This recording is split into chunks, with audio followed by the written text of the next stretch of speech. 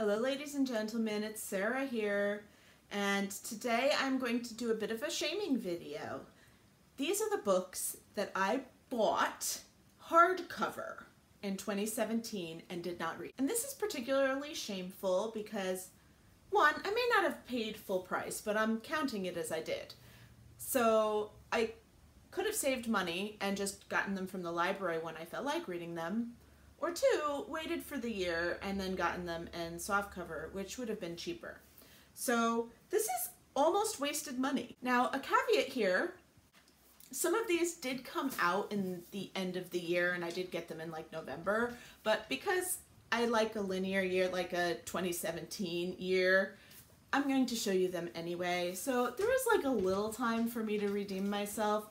But considering the chunky books that I plan to read in 2018, I figure these books are just going to be sitting here forever, basically. So let me shame myself. The first one that I bought was Empress of a Thousand Skies by Rhoda Beleza.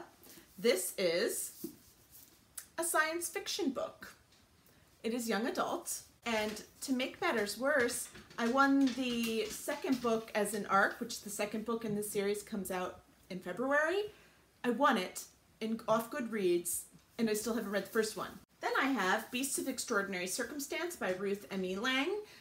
This is, I'm thinking, a magical realism novel that I got from Book of the Month.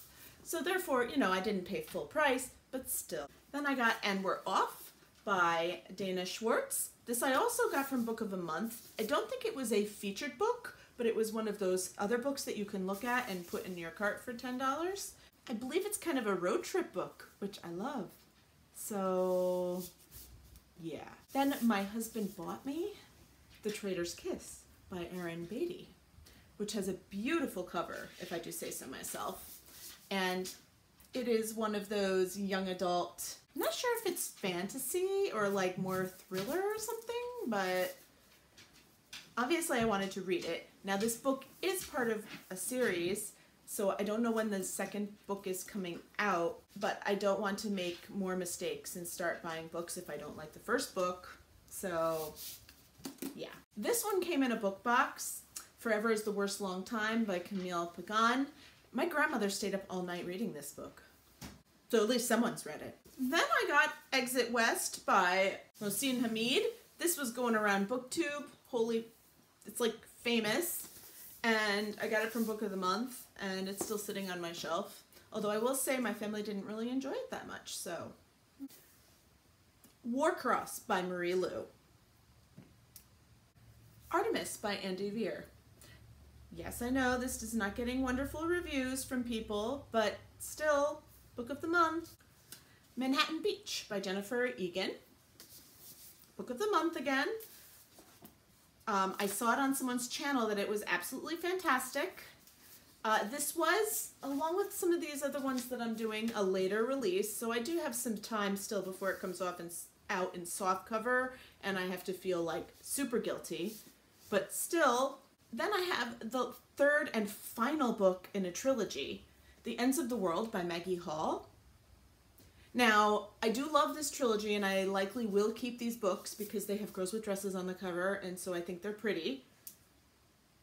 But, like, I bought it hardcover, and I still haven't read it, and I actually want to finish the series. Like, what is wrong with me? Then I got onto the Wonder Woman hype, and I got Wonder Woman, Warbringer by Leigh Bardugo. I'm hoping my daughter at least reads this soon. Yeah, like, just, it's sad. It's very sad. Clockwork Dynasty by Daniel H. Wilson. Again, a book of the month. I don't know what month at this point. It seems like it's almost like a steampunk thriller, which, again, like, I picked it out and physically had them send it to me. Why have I not read these books? Then I have a very sad thing. It is called a book that was sent to me that I won in a Goodreads giveaway that I still have not read and reviewed. And it is called Noteworthy by Riley Redgate. And this is about an a cappella group where the girl has to dress like a boy so that she can sing in the group. and all of that, and like delightful.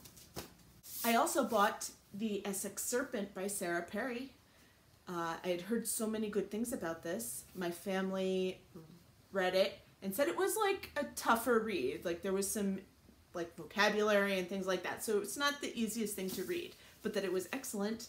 And it is historical fiction and it's beautiful. Like I'm not saying that. I mean, it's beautiful, but I still haven't read it. And Holy Cover by Under a Polar Star by Steph Penny. And it's massive. And it was a cover by. And it was like in Alaska or something. Is it Alaska? Or no, it's set in the Arctic Circle. And it looked so good. And it was one of those where I was actually in the bookstore and just looked and said, and read it and said, I need to read this book. Guess what? I still need to read this book. In my defense, this was a book box book. So, you know, maybe not what I would have picked out for myself, but still, it counts. Shadowrun by Adrian Strickland and Michael Miller. And this came in Litjoy Crate, I want to say. Something like that. It is a science fiction. And it looks really, really good. Like, I was excited to read it. And it is the first book in a series, so sometimes that does put me off a little bit because I don't like a lot of time between books. But it looks really good.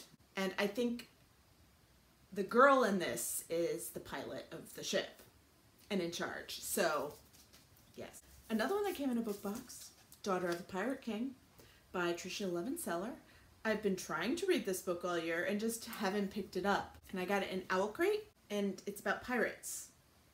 Again, not quite sure why I'm not picking these books up.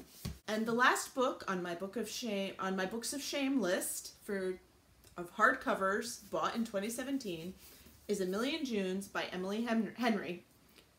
Her other book, whose title completely escapes me right at this moment, I loved. Like, the way she writes magical realism is incredibly interesting to me. Now, my family did not really like it because they're not into the ghosty thing. So that did put me off a little bit. I will completely acknowledge that fact. But I still haven't gotten rid of it either. So yeah, it's book of the month and it's time. Like, this is really sad. So that's 18. That is 18 books that I purchased in hardcover in 2017 that I did not read in 2017. Please let me know if there's any of these books that you did read that you think that I really should get to, like, right now. Or let me know what horrifying books you still have not read that you purchased in hardcover, or even worse, pre-ordered and still did not read. Because I like other people to share shame with me. So I will talk to you all later. Have a lovely day. Bye.